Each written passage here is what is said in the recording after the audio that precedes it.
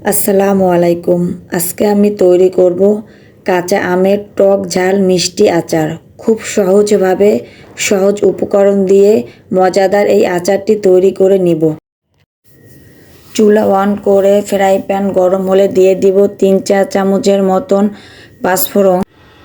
চুলার আঁচ লোতে রেখে অনবরত নেড়েচেড়ে নামিয়ে নিব যাতে পুড়ে না যায়।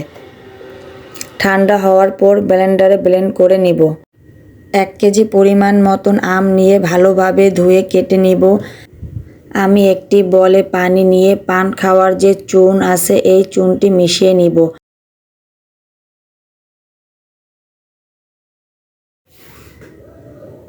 আমগুলো খোসা সহ লম্বা করে কেটে নিয়েছি। চুন মেশানো পানিতে কেটে রাখা আমগুলো ভিজিয়ে রেখে দিব 1 ঘন্টা। এতে করে আমের আচার গলে যাবে না এবং আমের আচারের কালার সুন্দর আসবে। আমি সবগুলো আম পরিষ্কার করে ভালোভাবে ধুয়ে নিয়েছি। চুলায় একটি প্যান বসিয়ে গরম করে দিয়ে দিব 1/2 কাপ সরিষার তেল, দিয়ে দিব 4-5টা শুকনা মরিচ, সামান্য পরিমাণ গোটা পাঁচফোড়ন। কেটে রাখা আমগুলো দিয়ে ভালোভাবে মিশিয়ে নিব। কিছুক্ষণ নাড়াচাড়া করে দিয়ে দিব অল্প পরিমাণ হলুদের গুঁড়া,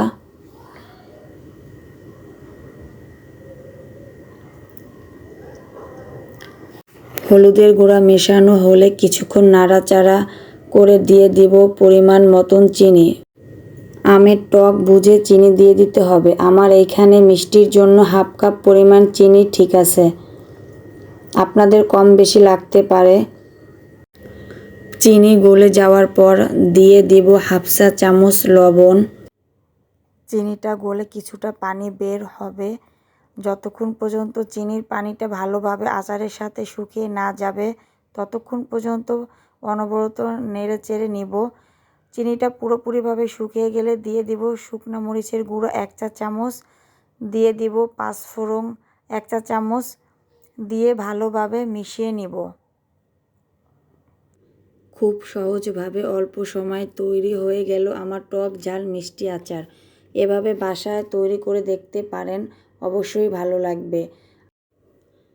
ভালো লাগলে লাইক, কমেন্ট এবং সাবস্ক্রাইব করে বেল আইকনটি বাজিয়ে নেবেন। আল্লাহ হাফেজ।